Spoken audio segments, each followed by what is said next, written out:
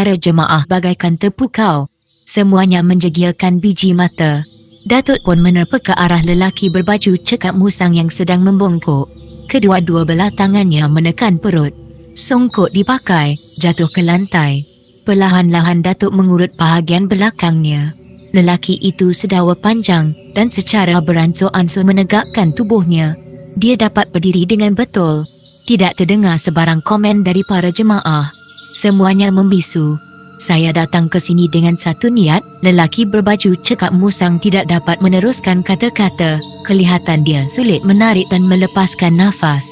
Daun telinganya yang segar nampak seakan-akan layu. Wajahnya pucat.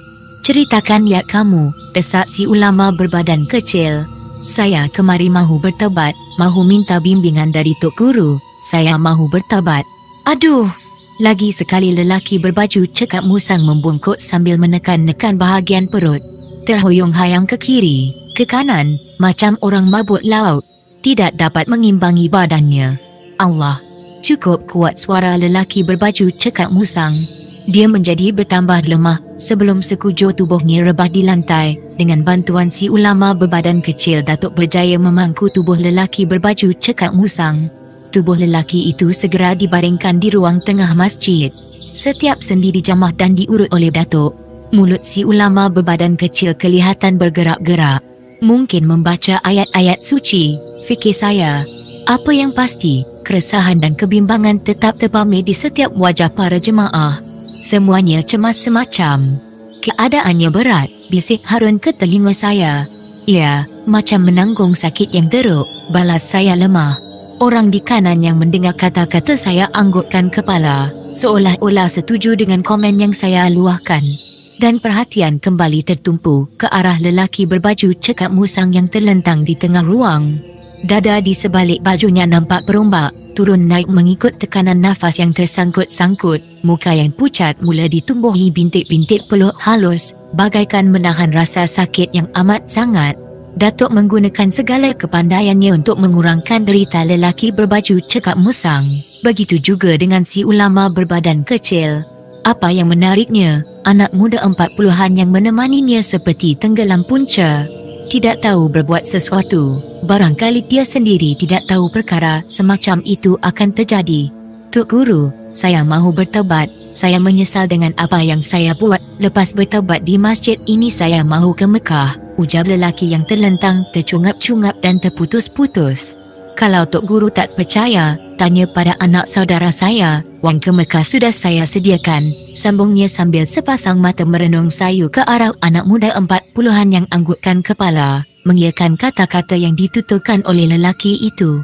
"Bersabar dan bertenanglah," Datuk memujuk. "Sabar, sabar. Allah suka dan kasih pada orang yang mahu bertaubat dan mengaku atas kesalahan yang dilakukan," tutur si ulama berbadan kecil dalam nada suara yang lembut. Dalam keadaan yang payah itu, lelaki berbaju cekap musang menggerak-gerakkan tangan kanannya mencari tangan si ulama itu.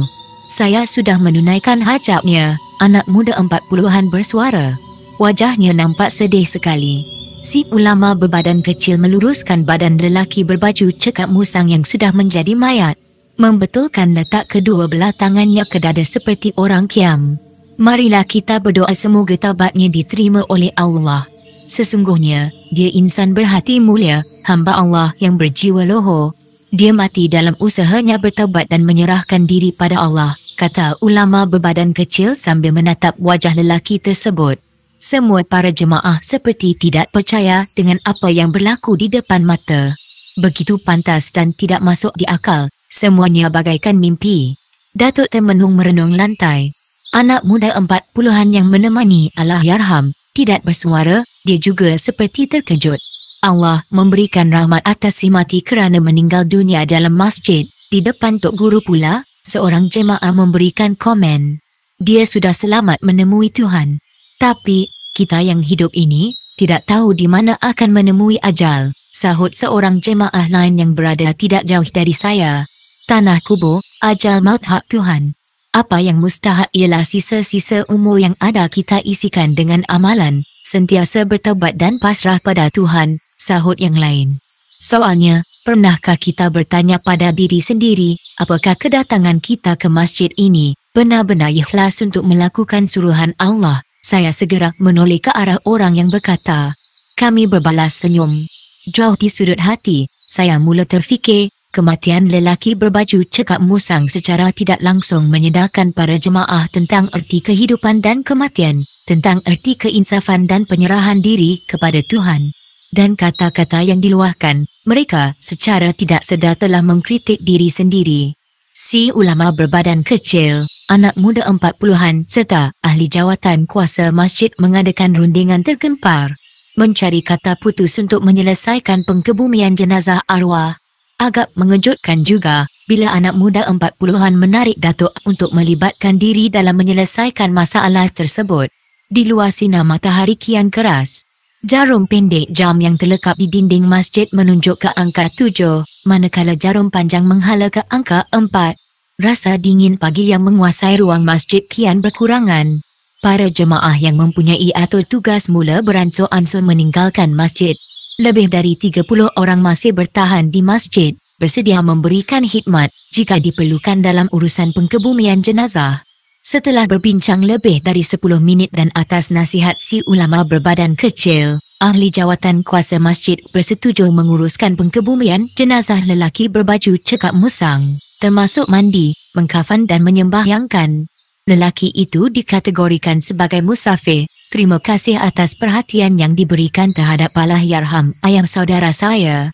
Khidmat bakti yang diberikan untuk mengatasi masalah ini hanya Allah saja yang membalasnya. Tapi anak muda 40-an terdiam, dia kelihatan muram sambil menahan perasaan terharu yang boleh mengundang tangisan. Ada apa masalah lain? Susul Pak Imam. Ceritakan, si ulama berbadan kecil mendesak. Anak muda 40-an terus tersedu. Pak Imam, ulama berbadan kecil dan Datuk membiarkan anak muda itu larut dengan masalahnya. Beberapa orang jemaah yang bersedia membawa mayat ke ruang masjid membatalkan rancangan untuk sementara waktu. Semasa saya menarik nafas terhidu bau wangi yang suka ditentukan jenis baunya, sama ada dari bunga-bungaan atau air wangi-wangian. Arah datangnya suka dikesan. Ada bau wangi tamar. Bisik Harun. Saya anggukkan kepala. Dari mana datangnya tamar?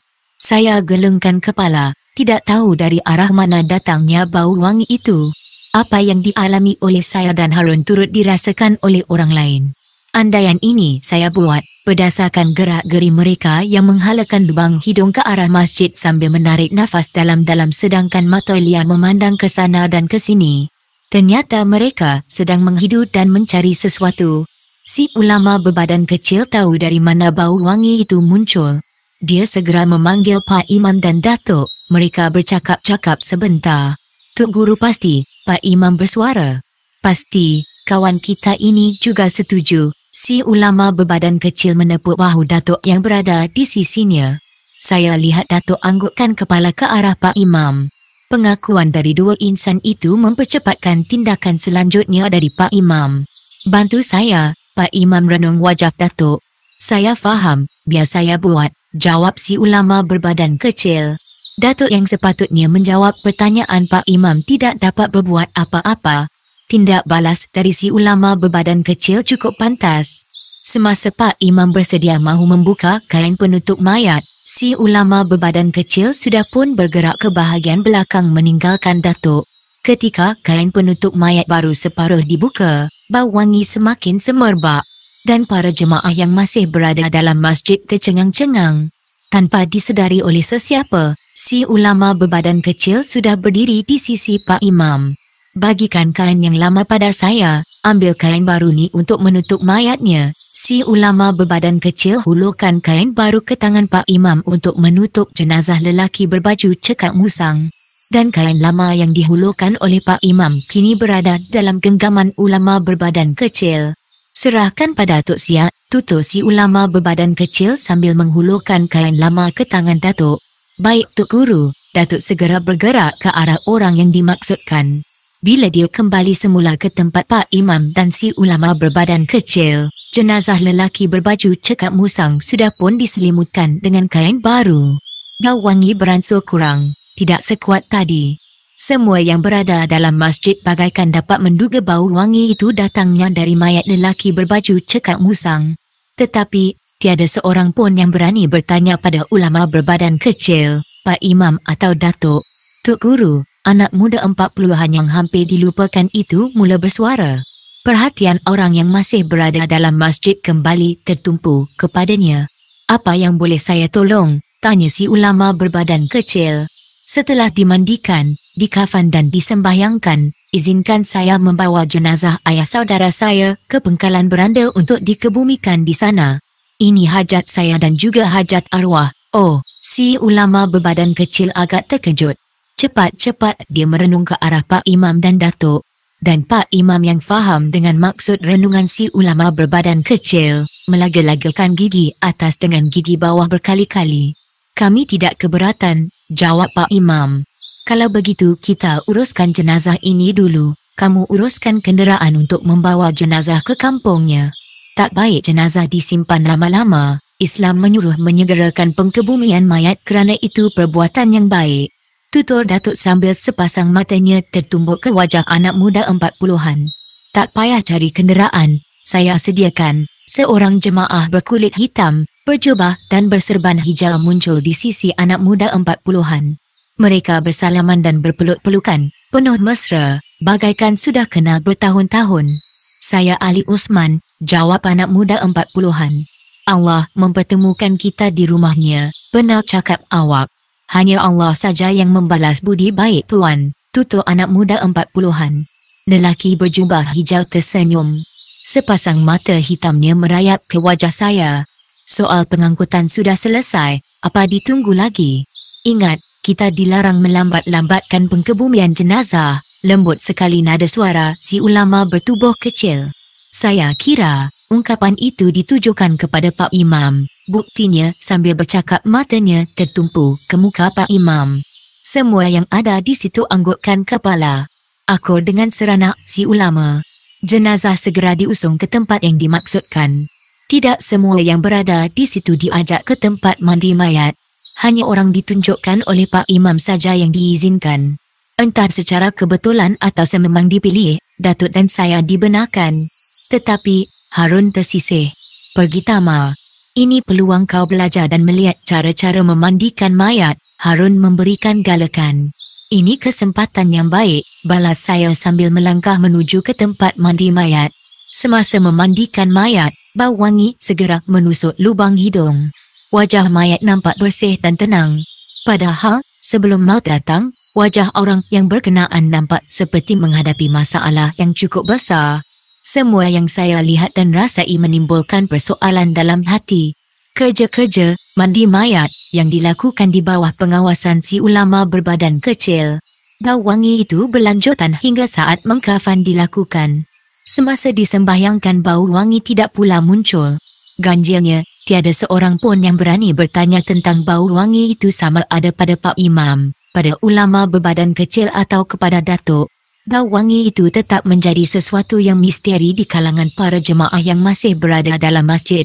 Sembahyang jenazah sudah disempurnakan. Hati kecil saya masih bertanya dan mengharapkan misteri bau wangi itu akan terungkap juga dalam masa yang terdekat. Jenazah diusung untuk dimasukkan ke kereta. Dalam jangkaan saya, mungkin juga pada orang lain, hanya beberapa orang tertentu saja yang akan menghantar jenazah ke tanah perkuburan di pengkalan beranda. Antaranya yang saya duga ialah Pak Imam, si ulama bertubuh kecil dan beberapa orang tertentu. Penghalang utamanya ialah kenderaan. Anak muda 40-an yang menghilangkan diri, sebab saja sembahyang jenazah selesai segera muncul. Kemana kamu pergi tadi? Jangan kemana-mana selepas ini. Kamu kena jadi kepala jalan, secara spontan Datuk bertanya. Saya mencari kawan yang membawa kereta dari sini ke tempat saya untuk menyampaikan pesan pada orang-orang kampung untuk menyediakan liang lahat, jawab anak muda 40-an dalam nada suara separuh tinggi dengan harapan dapat didengar oleh Pak Imam dan si ulama bertubuh kecil. Hasrat anak muda itu berhasil, buktinya kedua-dua insan yang dihormati itu menganggukkan kepala. Sesiapa yang mahu ke tanah kubur, bolehlah ikut, beritahu Said Hamid Al-Haddad yang berdiri di muka pintu masjid sambil memberi laluan kepada orang yang mengusung jenazah ke kereta di halaman masjid. Dengan apa kita nak pergi? Seorang jemaah bertanya. Saya sediakan bas dan beberapa buah kereta, Jawab Said Hamid Al-Haddad lalu mengekori orang yang mengusung jenazah bergerak keluar. Said Hamid Al-Haddad tidak berbohong selain dari lori kecil yang bumbungnya bertuliskan kalimah Allah untuk membawa jenazah. Terdapat sebuah bas yang boleh memuatkan penumpang seramai 40 orang di samping beberapa buah kereta jenis Ford dan Aston buatan Eropah. Kerana sudah ada kemudahan, semua para jemaah bersedia untuk pergi. Dalam sinar matahari pagi yang mula garang, lebih kurang pukul 9 lebih, anak muda 40-an merasa terkejut. Tidak diduga kenalan barunya bersedia melakukan semuanya ini untuk bapa saudaranya yang sudah menjadi arwah. Dia segera mendekati Said Hamid Al-Haddad. Dengan apa mahu saya balas jasa saudara, Ali? Said Hamid Al-Haddad memegang lengan anak muda 40-an dengan erat sekali sambil menyambung ungkapan-ungkapan yang terhenti. Tidak perlu dibalas. Apa yang saya lakukan ini adalah tanggungjawab saya sebagai orang Islam. Allah telah memberikan sedikit kesenangan pada saya dan kesenangan yang sedikit ini harus saya berikan pada orang Islam yang dalam kesusahan. Anak muda 40-an terdiam, penuh terharu.